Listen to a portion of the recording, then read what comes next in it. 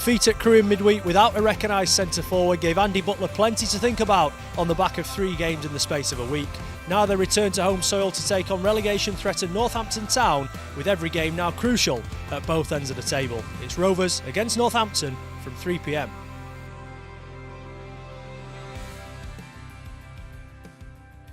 Good afternoon and welcome back to the Keepmoat Stadium. Thank you for joining us for our pre-match build-up to the game against Northampton Town in Sky Bet League One. Joining me on the show, editor of the Doncaster Free Press, Liam Hoden, and BBC Radio Sheffield commentator, Tom Biltcliffe. Liam, on the back of that disappointing result in midweek, without a recognised striker, as we say, returning to home soil where it was such a favourable opening 4 days for Andy Butler.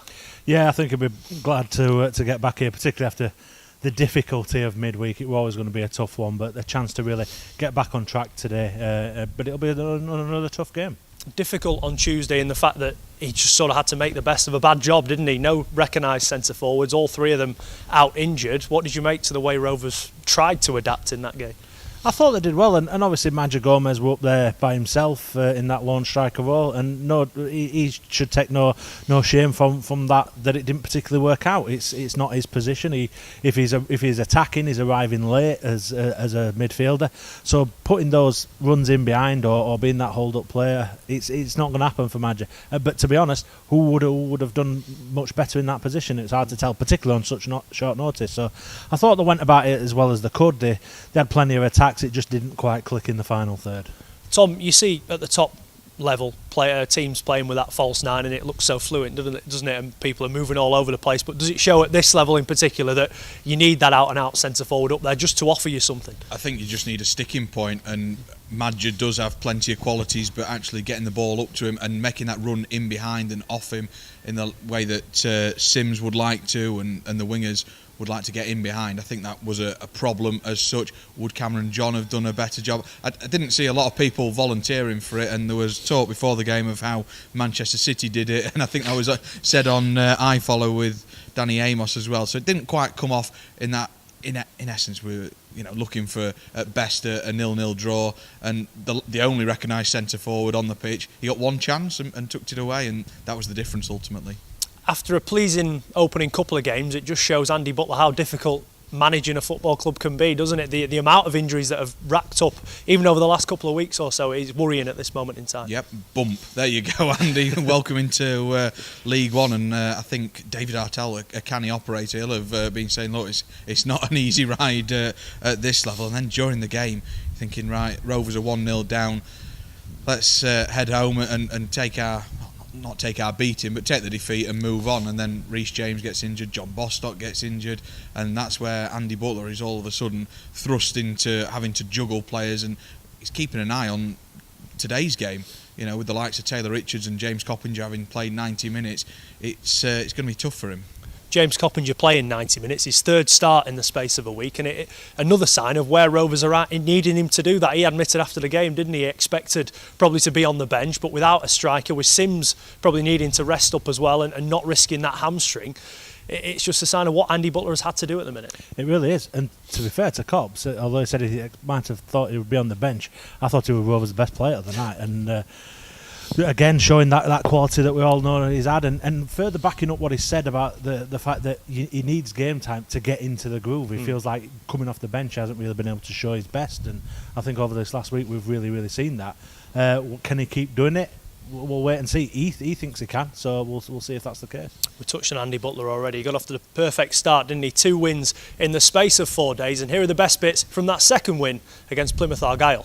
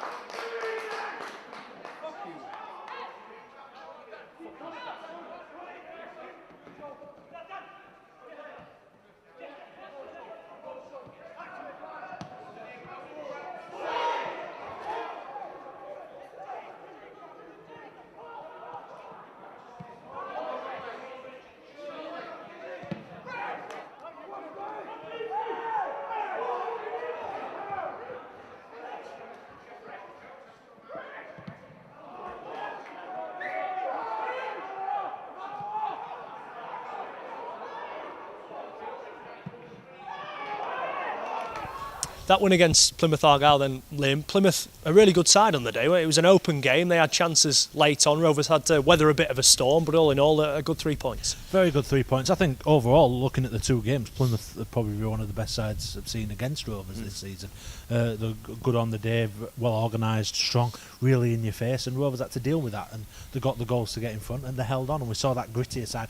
After a great performance against Portsmouth, where Rovers were fully in the groove and getting forward and attacking with real aggression, this asked a few different questions of them, and they answered them really, really well. Having said that, it looked at 2-0 when Omar Bogle heads home, Tom. It was pretty much game over, but then Plymouth responded straight away through a familiar face in Niall Ennis. Well, the transformation just on Niall Ennis, he looked a completely different player from the one we saw at Burton when he was on loan there around Christmas time. He looked involved, he looked like leaner, sharper, and he got a well-taken goal. And then you're thinking, Rovers are going to have to be backs to the wall here for the next 40 minutes or so. And they defended resolutely and stoutly, but if you'd have walked away from here and that had been a 5-5 draw, you wouldn't have been surprised. Really entertaining game. Interesting to see that Rovers had to adapt to come against Plymouth 3-5-2, the width they used, and they were attacking that back stick time and time again. So credit to Doncaster on that occasion for getting the result. Another centre forward on the pitch at the other end, as we touched on him earlier on, Omar Bogle.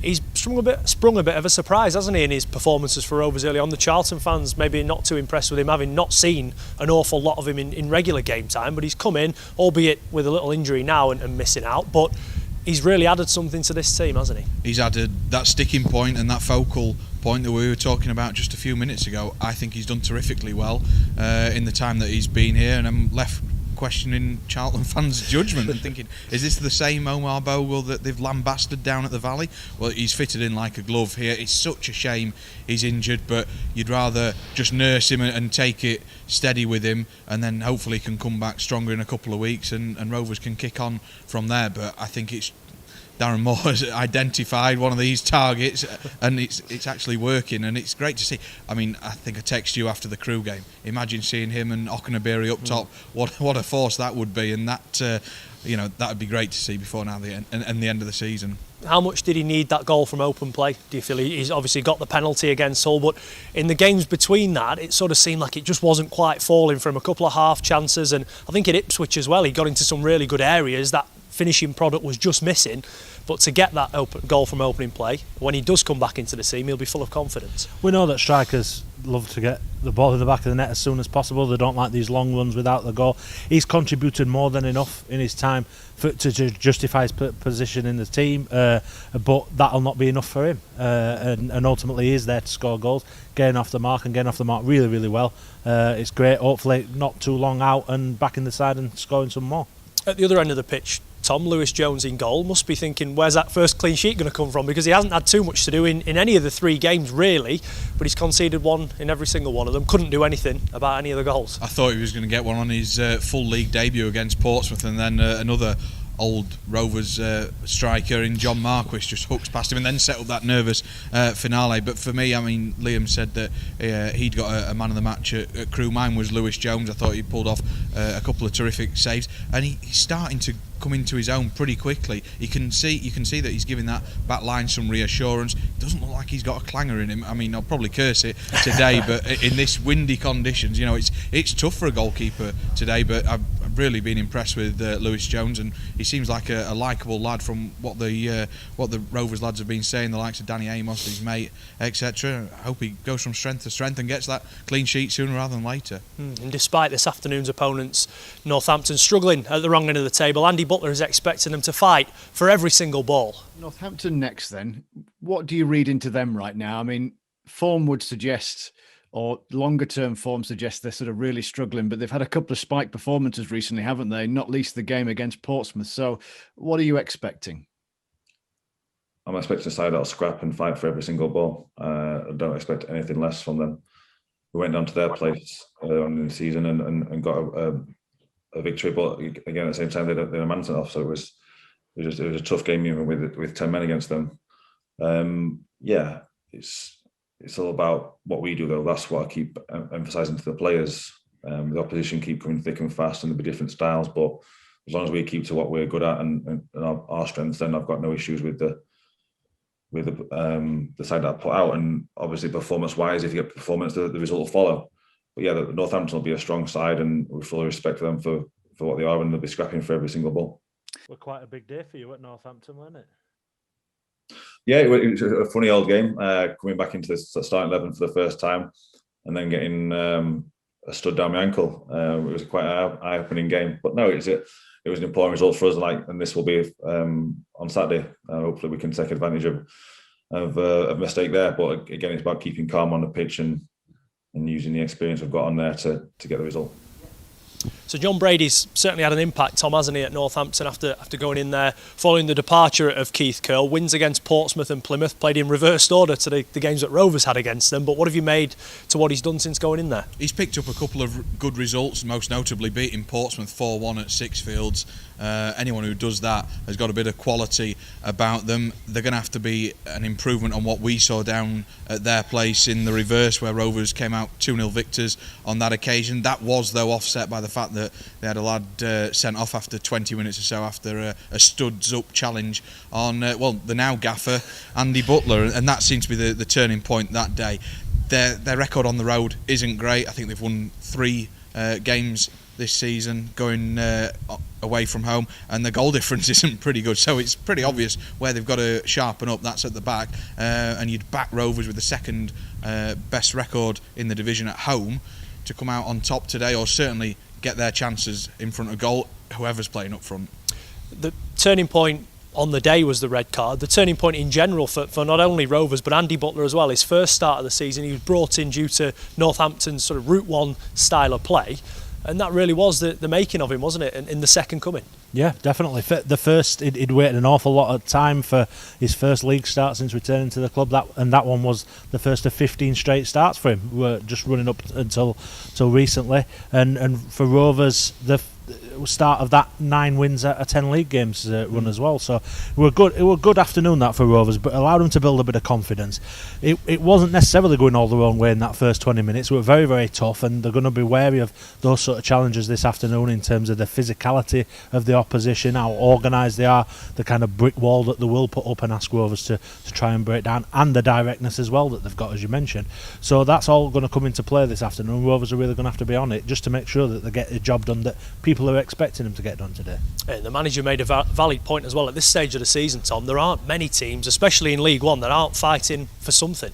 Yeah, it's an open division, one of the most open. I think anyone down to about 12th will think they've got a chance of the playoffs or promotion, and then anyone at the other end is thinking, oh, we don't want to lose a string of results. A week is such a long time in football anyway, but this is proving to be even more so insofar as there's so many games, and it's just Saturday, Tuesday all the way through. So I think, the last week of the season's even got Saturday, Tuesday as well. So Northampton are going to come here, and I think a point would suit them. It's not going to suit Rovers considering what they've got coming up, which is 3 straight away games. I know we touched on the injuries at the start, of course, but told the press on Thursday, John Taylor out for the rest of the season. Just how big a blow is that, given the form he's been in this season?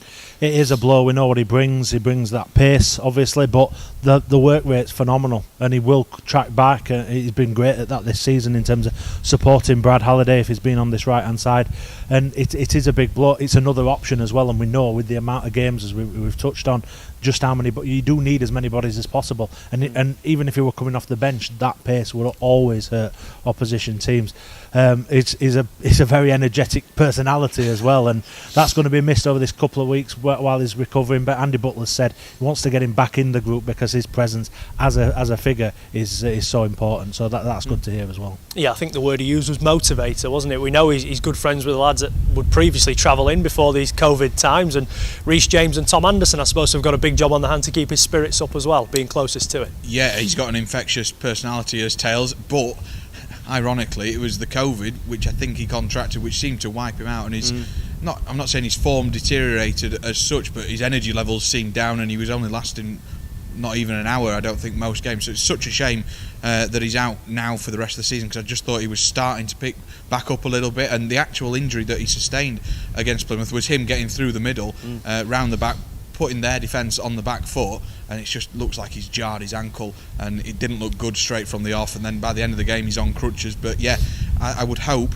that he's got another year here at the Keepmoat, and Anderson and James, like you say, will keep his spirits up. And I think Andy Butler has preached the inclusivity of everyone. And if you're in the side, out the side, if you're the tea lady, there's going to be chance for you to be in and involved, and wants people spurring those on.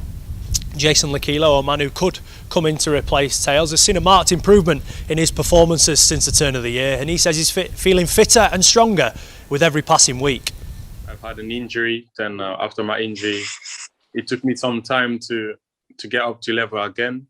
But now I think since January, I think that my level's gone up a little bit. I'm still not where I want to be, but slowly and slowly, I feel that the more I play, the more I get sharper, the more I can actually show what I can do. I just want to play. Whether it's coming off the bench or starting, I just need to be ready. And whenever the gaffer goes up on me, I need to be ready. We know League One, you don't really have to look at the table because every team can beat you. So if we do what we can do, we should be okay. But you never know. Every team wants to beat Doncaster now because we're high up in the table. So we just have to be ready and be up for a fight because they're going to be tough. I like to take players on. I like to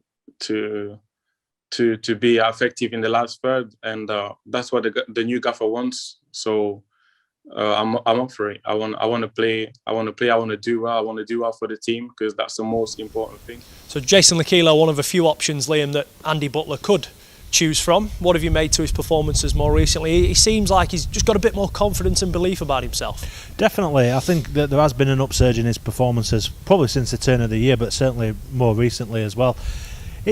We know what he's all about, and getting on the ball and carrying it forward, getting in the opposition's faces and trying to make something happen from there. I think what's really improved is what he does from when he gets into those final positions and picking people out, and he has been more a threat. Very unlucky not to have a goal straight from a corner against Crewe, but we'll not talk about that one too much. But yeah, I think as you say, confidence. And speaking to him the other day, he said he was talking about the fact that game time has been really important for him to shake off the injuries that he's had. A couple of injuries and never really felt like he's got back to full speed in a match environment, and he's getting there now, and hopefully between now and the end of the season he can contribute greatly. It's easy to forget, Tom, that he's only had just over 12 months in a professional environment, obviously at Palace, but in the academy set up there. It was only at the end of last January when he arrived at Rovers. Whole different ball game, isn't it? And he didn't really get a great run on loan, but there was sufficient enough to sign him and make him a permanent. And what I like about him is his direct running. He runs at defenders, at fullbacks, puts them on the back foot, and no matter what level you're playing at, you don't enjoy that. I think am I right in saying he's won a penalty? He's got that goal against Fleetwood Town, and it'll only gain confidence and momentum from there. If I'm being really critical of his end product, it just needs to be that little bit better, a little bit quicker delivery. So he's putting these defenders on the back foot, get your crossing, and then they're still racing back towards their own goal, and hopefully you can get a big lad on the end of it. But yeah, there's improving signs for him, and it's up to him now, and Andy Butler will lay that gauntlet and say, John Taylor's out the side, you take your opportunity. That goal at Fleetwood was exactly what Rovers want from him, isn't it? He isolated the defender, ran at them, could have gone one way or the other, got it onto that trusty left boot and fired it into the bottom corner. We need to see more of that from him. Definitely, and I think touching on what Tom said, that decision making, that quick thinking when he is in a position not to overthink it and try and beat men and beat them again, gets away, and that applies when he's out wide and trying to get a ball into the box. But that were a perfect example in front of goal.